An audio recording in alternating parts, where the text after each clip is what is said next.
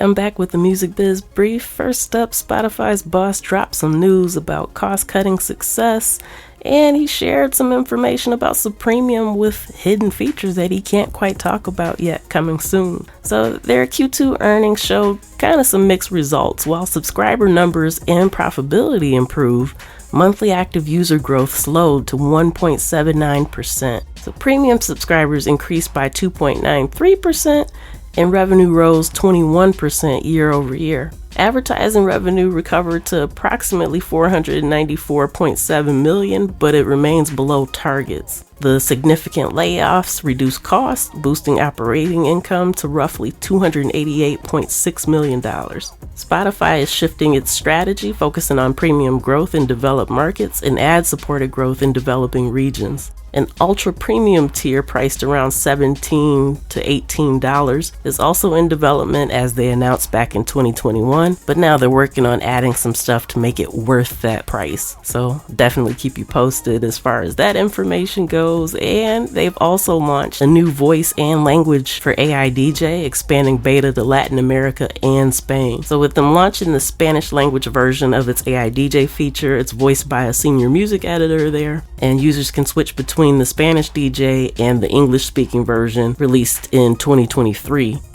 The AI DJ provides radio-like commentary and personalized music recommendations to enhance the listening experience and reduce track skipping. It's available to premium users in select Latin American and Spanish markets, and the feature follows the recent Spotify premium price increase aimed at funding further innovation.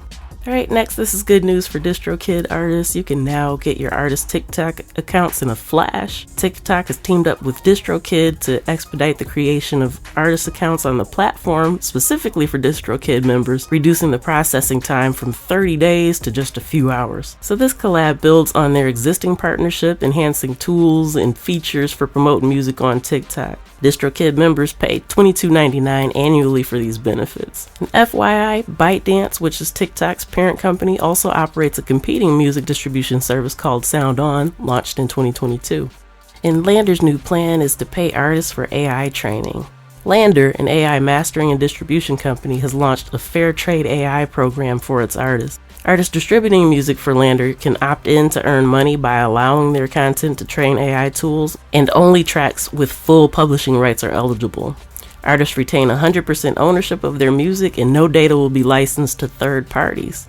Revenue from AI plugins, apps, and services will be shared, with 20% distributed among participating artists based on their contribution. Alright, next up, as definitely was expected, Live Nation is firing back at the government over their monopoly claims. So they launched a rebuttal against the US government's antitrust lawsuit seeking to force a sale of Ticketmaster. In a court letter, Live Nation's legal team presented technical defenses focusing on legal rather than bold statements. They argue that any exclusivity between its venues and promoters is protected by a federal antitrust law, and that the state-level allegations lack detail or are time-barred due to the statute of limitations. Live Nation contends that its refusals to rent venues to other promoters is legal and part of competitive practices. The U.S. Department of Justice and state attorneys general have yet to respond. Ticketmaster has just made a big move in Africa, acquiring Quiklet as part of the team. So with Ticketmaster acquiring Quicket, a leading event and festival ticketing company, this partnership will enhance Ticketmaster's services for various event producers and venues. It's going to leverage Quicket's operations in Nigeria, Uganda, Kenya, Zambia, and Botswana. The managing director will continue to lead the company from Cape Town, and the collaboration aims to connect African artists to a global audience and improve local event experiences, with Ticketmaster providing advanced ticketing technologies, and the financial terms of the deal remain undisclosed. Alright, also in the ticketing realm, Event Noir is on a roll, and new cash means bigger plans for North America and Africa. So Event Noir, based in Chicago, has received funding from New York City's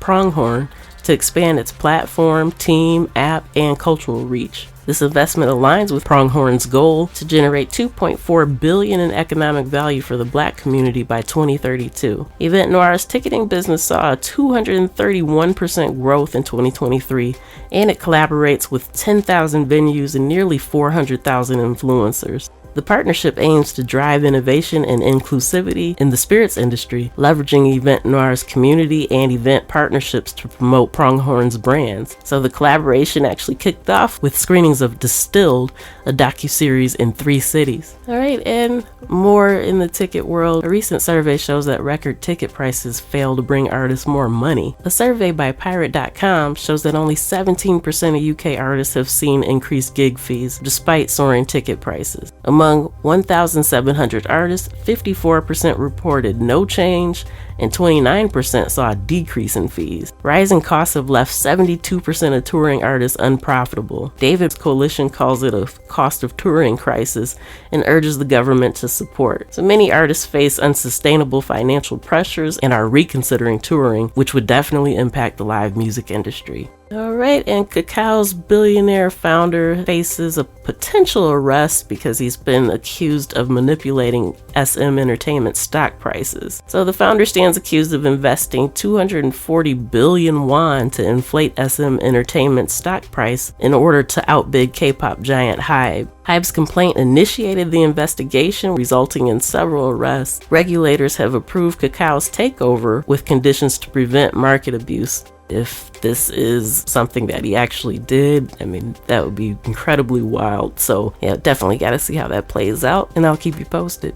Snoop Dogg, Death Row, and Gala Music have been hit with lawsuits for copyright infringement. Musician and producer Trevor Lawrence Jr. is suing over 2 backing tracks used on Snoop's 2022 album BODR. Lawrence says that he created the tracks in 2010 and presented them to Snoop in 2020, but no licensing agreement was finalized. Despite this, the tracks were included in the album and a related NFT offering by Gala Music. Lawrence alleges that he was not compensated and seeks damages, including disgorgement of profits and an injunction to prevent further use of his work. But just something to keep in mind as artists when you're working together and these ideas are flowing back and forth. Try to make sure that you got the business end taken care of before you actually release it out into the world. Alright, an anime music piracy website shuts down after the industry takes it to court. The legal Japanese music download site called Hikari no Akari has gone offline after legal action by the music industry. The site has been active since 2014 and offered around 28,000 titles, including anime music, movies, and video games. So legal action by the Recording Industry Association of Japan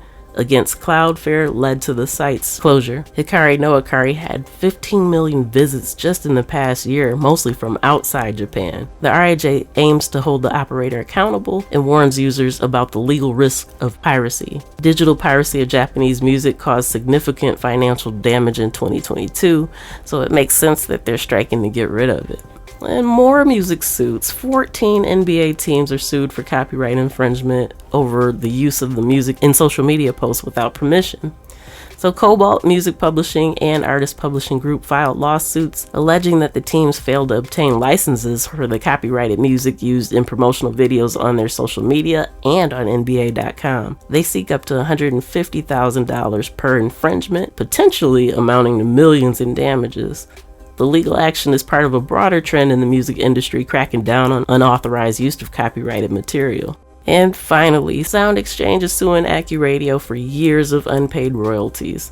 The lawsuit claims that AccuRadio stopped paying royalties in 2018, despite previously complying with the blanket statutory license until 2016. The Sound Exchange president stated that the lawsuit aims to protect music creators and ensure fair compensation. The suit seeks to recover the outstanding royalties. AccuRadio, which offers free customizable ad-supported service, has not commented on the lawsuit. Alright, and that does it for this week's Music Biz Brief. I'm going to take a quick pause for the cause, and then I'll be back with my special guest, Page1ne of WKYJ Radio out of Lanoya. Keep it locked.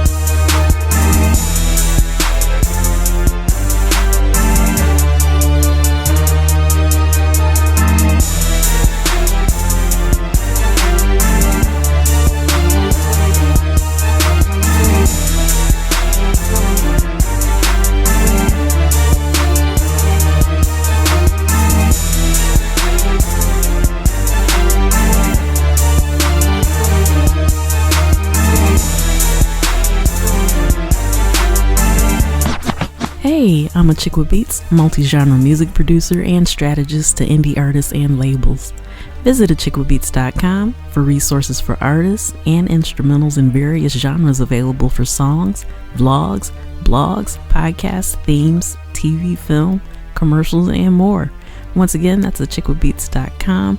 That's ACHICKWITBEATZ.com. Let's make something happen. Thank you so much for joining me for Instrumental Intel. I'm your host, music producer, A Chick with Beats, and I'm excited, thrilled, and delighted to announce that I have with me in the virtual building today, Page1ne. I mean, he does so many things. He's got so much going on, and it's almost even hard to introduce him just because I don't want to put him in a box with all the creativity that he got flowing. So if you could... Nice. Welcome to the show, first of all, and, give us a little background. Who is Page1ne, and how'd you get started into everything that you're doing? Hey, well, thank you so much for having me. I feel special. I feel Hercules. I feel important, yeah. My name is Page1ne. I'm New Orleans, Louisiana, 504 to be exact. You heard me, baby. Mm-hmm. I'm an acrobat, poet, comedian, rapper, so done television shows, stand-up comedy, background acting as well. Acrobat in the Universal Circus, travel with America's Got Talent. December going to Dubai next year. We got a 20-city tour that we're doing with Manny Fresh. That we're filming for Tubi and Amazon Prime.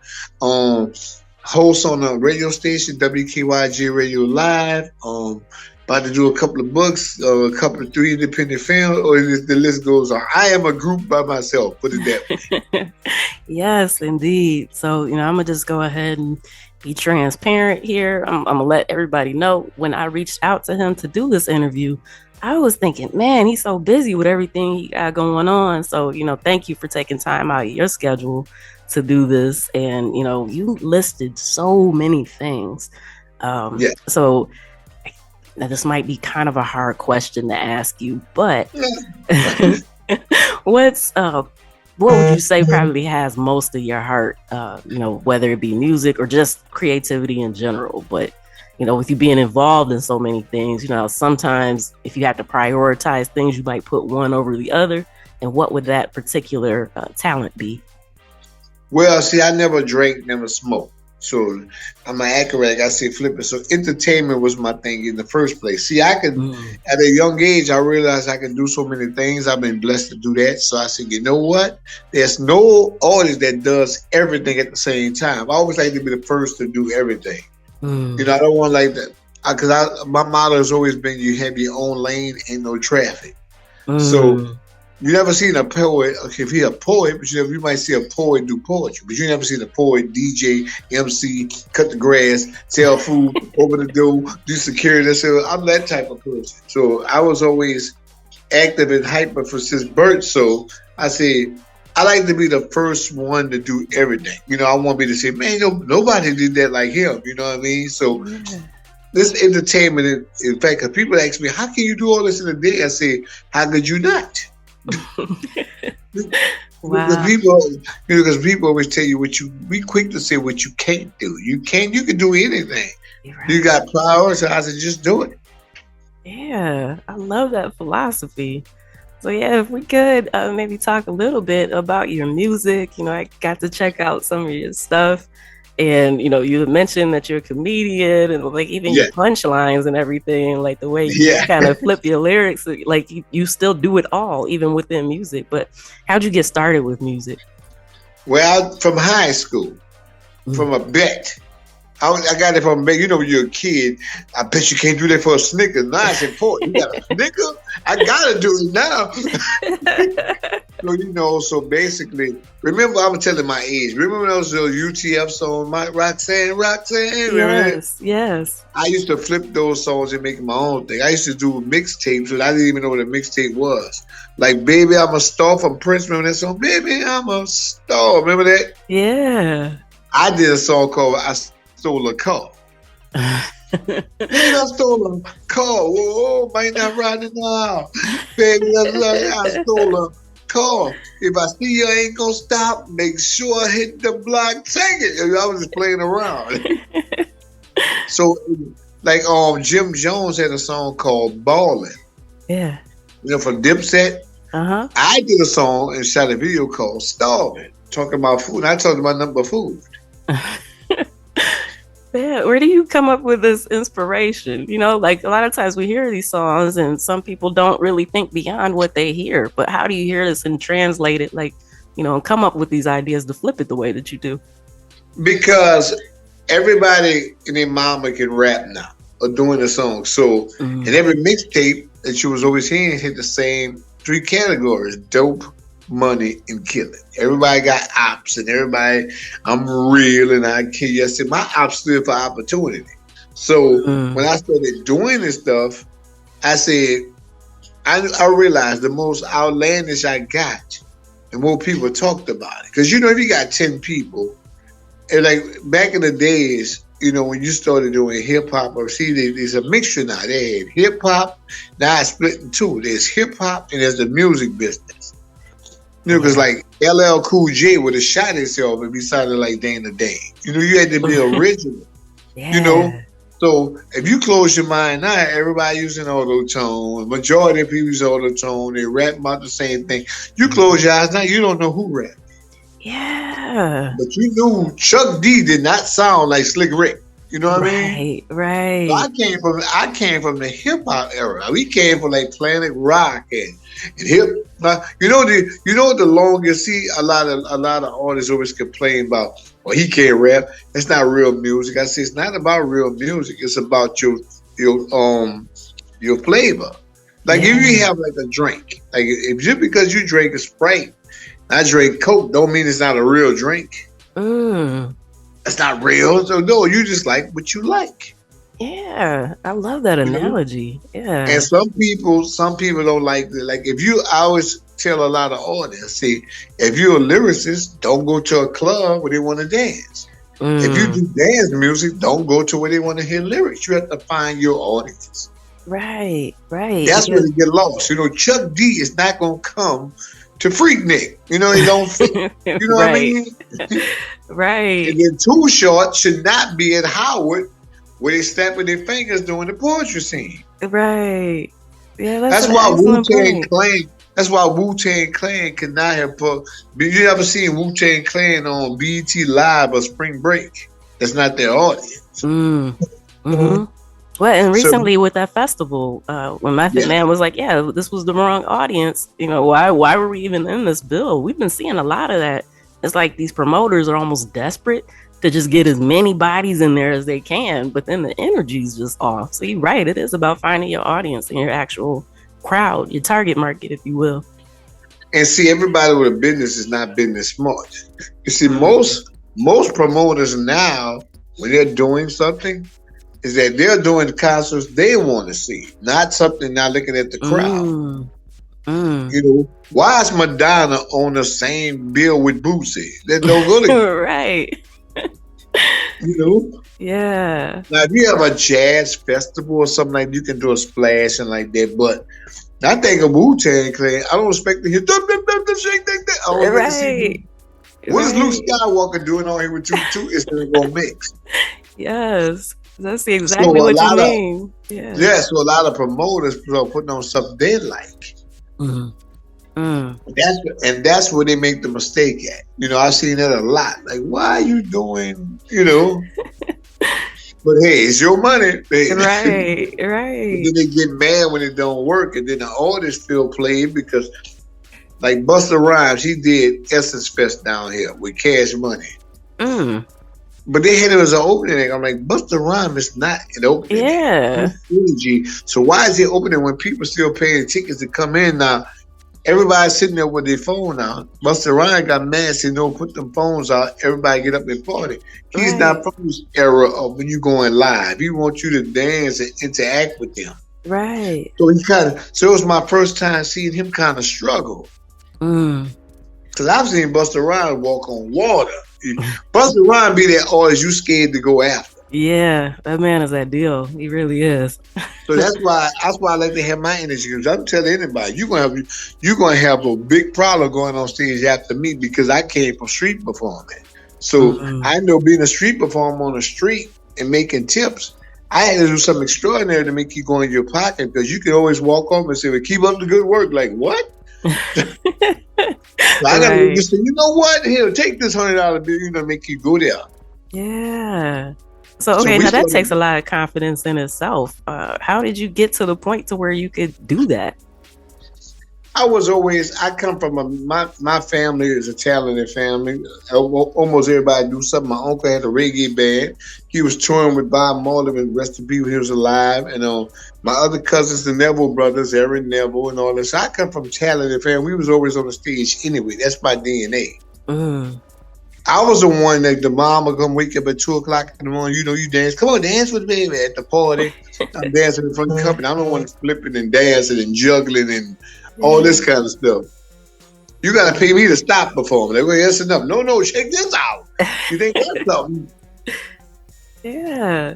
Watch me sew this rabbit in hair. Like, no, go to sleep.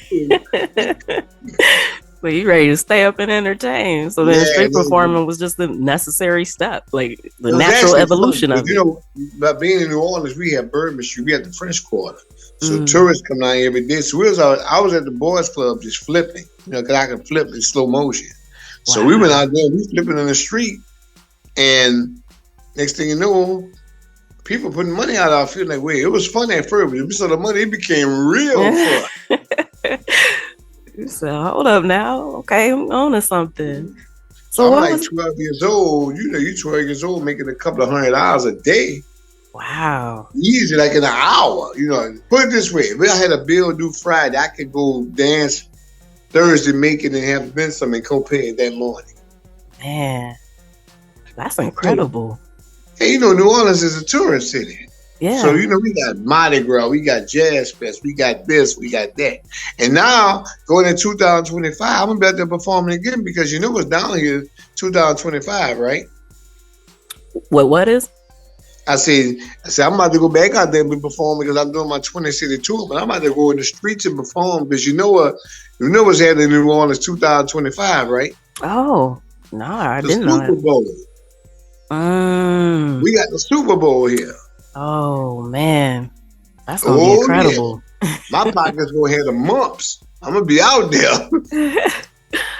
Wow, that's incredible. So, okay, you said, like, even when you're doing the street performing, you out there flipping and everything. How'd you go from that to joining the Universal Circus? Their principal act saw us on Apollo. We won. They have a radio station, FM 98. So we won the talent show here, and the prize was to go to Apollo. So we got there. They booed us when we first came out. Oh, man. Ooh, go home. We go. Country boys go. Because we know we from the South. Wow. But they don't realize I come from the street in Bourbon Street. I'm out there with drunks and all this. So you booing didn't affect me at all. So we're on the street performing an hour and a half. But on TV, we got a minute and 35 seconds. Oh, we about to be ninjas. Wow. So we killed them. We got stand up. We won a month straight. And then the principal act from the Universal Circuit, there was the Ayek brothers from Cape Town, South Africa. And they used to do trapeze act and catch each other with their feet. And he saw us and told the owner about it, and they hired us. We didn't want to do it at first. I kept saying no. I turned them down like a month. Wow. Because, you think black people, you think the circus, you think clown. I ain't no clown, Right. We didn't know what it was. We had never heard of a black circus before. Yeah. I'm just thinking about, we not thinking it's a hip-hop circus, with black people. Like, whoa, wait a minute. And then when we got there, we still didn't want to do it. Wow. So how'd you kind of get over that initial hump then? So once you got there and like, okay, I'm doing this, but I don't really want to. No, when we got there, it was like 3:00 in the morning. And our first show was at 10:30. So the owner never saw us. He just took the word of the principal act. Oh, wow. So we rolling the man down. He said, y'all ain't about to break dance, huh? I said, what? Roll it up. I said, he gonna see. So we rolled that up. So the next day, the night of that morning, we got a standing ovation every show, killing it. Wow. So we like, man, we leave it at this. So we got there a week. We got there 10 days and then we left. He said, "Oh yeah, man, we going to Philadelphia." So we ain't going to Philadelphia. Forget y'all, we ain't going. So then he gave us another $100. He said, "We ain't up for 10 days," so we did that. So we went to Philly. Then we got to Philly. He said, "Yeah, because it was traveling 10 months." Wow. We was killing it. But see, what really got him was this. The same year we went, we did the Apollo. So they showing, when you film it, they show at a certain time. They schedule the time. Yeah. When we got to Philadelphia, they just played us on the Apollo there. Wow. So we walking in the mall, people don't know about, pre-recorded. They're like, they think it's them. So we got the whole mall finder, police, escort. They go and say, who is these guys? Oh my goodness. So we killing it. So we did Philadelphia. We left again. Man, we ain't doing this crap. He called back, man, you don't do it again. So we're not doing it. So every time we left, we got $100 raise. So we kept leaving. So we went to like 6 cities. And they said, man, the told it's going to be history. We don't care. You got to realize, we in the French Quarter. What he was paying us, we was making in the weekend. So it wasn't about the money. Yeah. So then we went to Vegas. We did a show at the Riviera called Splash, a water show. We went up doing that for like 3 to 5 years, and then they called us back, and he doubled our money and said, all right, we did it. So then we stayed with them for 10 years. We was a principal act. It was crazy. We was in L.A., and Michael Jackson's mom came. He had just passed. Okay. Wesley Snipes came. A lot of celebrities come to Universal Search, right? Yeah. But anyway, Wesley Snipes had just did Blade. He was doing he's talking about to do a movie called Blade. We like, okay, he saw me flipping. He loved it. He wanted us, but they messed it up. So I did get the show. I was a vampire in Blade. Oh, wow. Well, I got so you didn't even mention actor. Oh my goodness, that's. Oh yeah. That's so if you Blade guys, you missed me. I was one of the first ones that got killed. If you go look at Blade, the first one when he first come down, you got the rain scene, the waters on the underground club. I'm the first vampire that got killed. You see my leg, but you don't see me. I bet that still felt good though, like watching it. Like, hey, that's my leg right there. Yeah, I'm saying, with all the stuff they film, you mean to me I filmed for 3 weeks? Well, 48 hours, y'all use 2 seconds? Yeah. That's how I do it. Yeah, because sometimes they cut entire scenes and you don't even know. Yeah. That process can be brutal. Last week, we just wrapped up. I just finished the new Michael B. Jordan movie. Okay. South Vietnam coming out. It's like I'm playing the gangster in the juke joint, so you'll see me in there as well. Man, I can't wait to check it out. Oh, I'm gonna send it to you and tell everybody. Yeah, that's awesome. Yes. So okay. Now, if we kind of double back a little bit to yes, ma'am. Your time at the Apollo. So I know you said that they booed like as soon as y'all came out, whatever. But how did you feel actually getting there? Just knowing that you were on the stage that so many others had passed through. What was that initial emotion like for you? Well, when we did the Apollo, it was legendary because everybody was scared to do it. Not me. I'm fearless. I'm like, all they can say is no. You know what I mean? I'm like that. So when we got there, they booed us. I'm like, okay, watch this, because they was hating. They was hating on the South. To this day, New York, that's why I don't really like New York. I can really put it out there. I ain't really had too many good experiences with New Yorkers, breakers and all that stuff. But for the most part, they just hate what you can. I always say it's my mom. People love what you do, but they hate the fact you can do it. Yeah. So, but when we was killing it, one thing I did that I put my stamp in there. We won a month straight. We was killing them. The reason they say it too, that even Steve Harper said, they say, well, people, they had to get us off there because people were scared to compete against us. Wow. People say like, oh, they still here, and get out of line and stop auditioning. Man. Because they would film 6 shows a day. Oh, wow. I didn't realize it was that intense. Oh, yeah. Because, they got the work law, so they had the Apollo kids, they had to film them first, and they film the celebrity guests, then the show would compete. So people sitting on their time, that's how they got the crowd riding, because people sitting there mad, so you better be good. Okay, so now I got this question for you. So thinking about all the stuff that you've accomplished, all the different talents that you have, and even to get the accolades and, response that you've gotten from people, how do you kind of harness all that and still stay so humble and down to earth? You don't see that very often. Because I realize and see so many people fall from it. If you look at it, in a nutshell, you can learn a lot from a dummy. The same people you see going up, you're going to see going down. So if I'm blessed with you, hurt your blessings because God got a sense of humor. He'll make you build. It'll take years for you to build it up, and you can lose it all in one day. Hence, Kanye West. You know what I'm saying? Yeah. So I think I'm aware of my surroundings in the business I'm in. Like if you hire a plumber, you want him to know his craft, right? Right. So if I'm in this business, I had to learn the business inside out.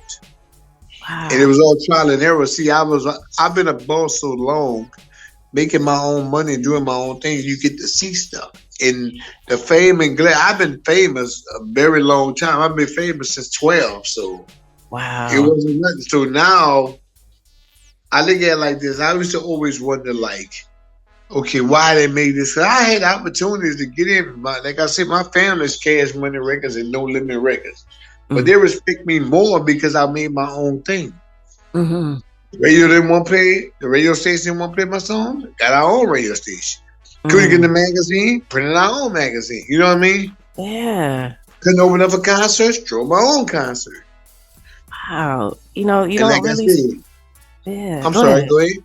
No, I'm saying like next year I've done stand up, and like next year I'm opening my own comedy club. Wow. Yeah. Okay. So you don't really see too many people taking initiative like that. So what kind of advice do you have for, somebody that might be listening and they think that they might want to try it, but maybe they're a little bit too nervous? But yeah, what advice do you have for them to kind of push through that hurdle and just go ahead and do it and create their own opportunities? You said the key word, they think. No, you can't think, you got to do it. You got to leave on think. Your best investment is yourself. And stop listening to other people, because people will tear you down, because people are quick to tell you what you can't do. No, you can't do it. Just because you didn't do it don't mean I can't do it. Right. See, peer pressure is the only emotion that doesn't have an age limit. Look at social media. People still living by wondering what people think. If you're not paying my bills, if you're not feeding me, if you're not funding me, why am I listening to you? That's my motto right there. My motto is this: all they can see is no. It take 1 million tries to make it one time. Yeah. And that's it. Life is not difficult when you understand where it's at. When you when you see how messed up the world is, you surviving it better. Everybody not gonna support you. Everybody not gonna buy your stuff. Everybody not gonna love you. It's like this: if you give your stuff to 10 people, right? Let's just say something small. Let's say the smallest common denominator. You get something to 10 people, and 4 people like it. Concentrate on them 4. Don't worry about what the 6 didn't like it. That 4 gonna turn into 5. And 5 gonna turn into 6, and so forth. You take over the world a corner at a time. We too busy. Everybody want to be Michael Jordan, but they don't want to go in the gym. Nobody want to work. We want to look like we got it. I got 1 million followers, but you can't get 10 people to come to your show. So you don't have followers. You got people that join the peanut gallery. Right. I would rather 10 people that's loyal customers than 100 fake people that's begging me to fail. Yeah, you said something right there. So them Dollar General stores make millions of dollars. Yeah. Not just Walmart. That's why Walmart wanted to buy them out. They said no. Right. Man. But see, we don't look at that. We so busy looking at the present. You don't look at the work. Cash Money Records was out here 30 years before they popped. They didn't pop until they came out. See, our thing is this. People think if I put a record out, them say like music faster, right? I put out a record Friday. Why it's Saturday? Why ain't platinum? What did you do? Did you work? Them niggas so fast. Nobody appreciates the process, because when you appreciate the process, that's why here, if somebody won the lottery, they broke in 3 years because they didn't work for it. Like, why are you walking around with $100,000? Because I can. Why did you buy an octopus? You didn't need it. But it was only $100,000. Okay. Yeah. You become a slave to things. You start working for things instead of having. Like I always say, if I bought that kind of stuff, I'm gonna buy it because I wanted it, not because people think I should have it. Right. That made perfect sense. Like, put it this way, like, say like God blessed me with $2 million, right? This is what I would do. I would take my first $1 million, I take $1 million and put in the bank, and take the other $1 million and spend it down to the coupon. Let my sister buy what I want, go where I want, but then I will get an account and write that I have myself a budget. I can only get $5,000 a month. That's it. That's gonna make me work. That's gonna make me do my show. But guess how much money I have in the bank though? Yeah. So you get out your system, you buy your cars, you buy your helicopters, you go around the world, do what you want to do with that first $1 million. You know what I mean? Yeah. But think about it, you still got only $5,000 to live on. I mean, pay your bills. I mean, I'll buy my house and all that. You understand what I'm saying? But that's my budget. That means so I still say I do concerts, do shows, so I gotta make this $5,000 work. Yeah. But guess what? I got the car I wanted, I got the house I wanted, I did all of that. Yeah. It's because all about planning and strategy. Yeah. Yeah. Because you're all human. You're gonna have those vices. Right. But you gotta have a plan as well. Yeah. Nobody ain't nothing more added ain't nothing more makes the angriest person in the world would be somebody had $1 million last year, they broke this year. Yeah. Man. So you brought up a great point about strategy and planning. And as time's kind of winding down, looking at the clock, and I already know I gotta have you back on the show. So this will just be part one. But definitely before we get ready to wrap this up, I would like for you to talk a little bit about your station, so that way people can know more about it and where to listen and all that good stuff and why you started it. I mean, you can kind of mention it, but a little more detail. Gotcha. Okay, all this rappers, poets, comedians, singing, whatever you do, we want you. Follow us at WKYJ Radio Live, because I know you posted, you'll have it on there. If you go on the link, you can download the app. It's WKYJ Radio. We have over 300,000 listeners, and it's an uncensored radio station where you can promote, play yourself, and we are licensed so your media spins become. I wanted to do something that Clear Channel wasn't. The conglomerate that keeps you in the vice hole. So we have our underground stuff. People don't understand. The most powerful thing here is the customer, underground people. When they had a pandemic, look, everything closed because people couldn't go spend. They had stores that was there for years closed in the week. Yeah. Just think right now, if everybody says we don't like the presidents, Trump or Biden, guess what? We're not going to go to work today until we get this straight. The world would stop. Yeah. I picture the world doing that for 1 week. No bus drivers, no nothing. Everybody just stay home. Right. See, the customer don't realize the power that we have. Yeah. The consumer is the power that keeps the world running. Because if you don't spend, nothing happens. What you say on social media? Follow me. You don't say support. You don't say buy. What's the first word you say? Follow me. Absolutely. So that's why I was a consumer. So, man, you go to, like you said, follow WKYJ Radio Live, and we're on everything. iPhones, iPads, computer, everything. And guess what? It's free 99.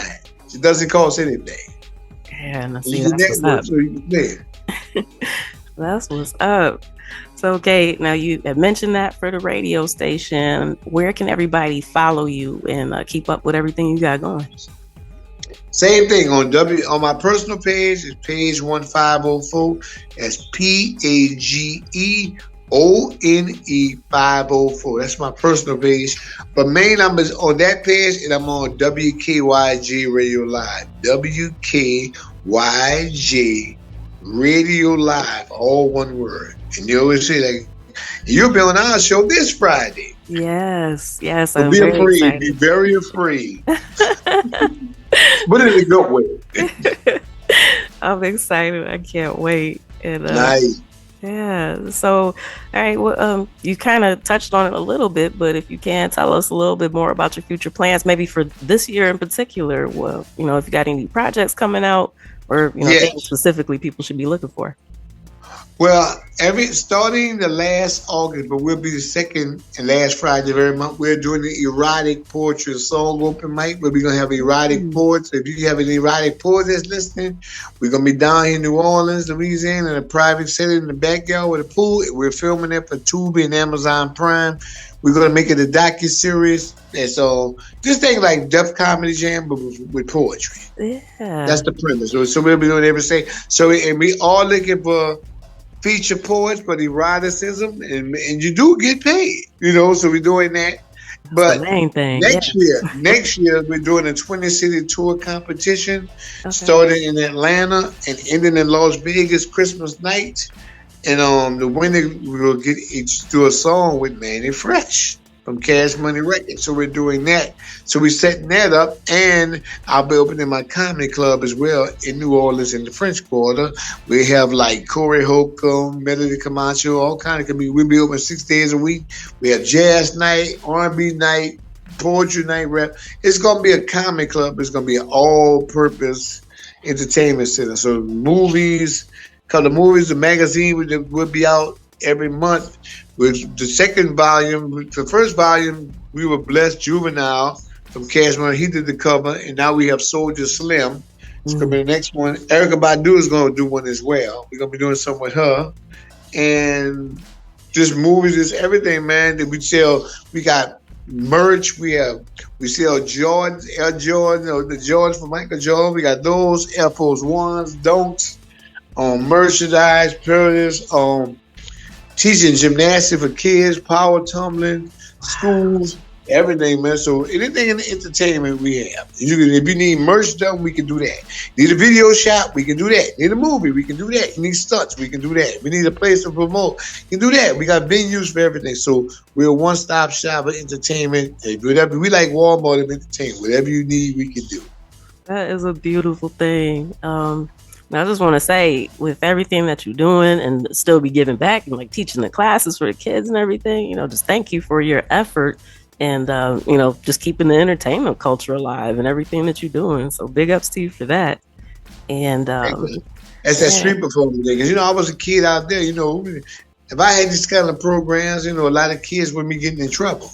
Yeah. I don't mind as the devil's playground. Yeah, that's for sure. Yeah. So, again, thank you for your efforts. I can't wait to have you back. And are there any, final thoughts that you kind of want to leave the listeners with, or any shout outs you need to give? You can do that this time. Well, shout out to you, my queen. And I'm very proud of you, because you don't see too many female producers that's getting bling, but we gonna work.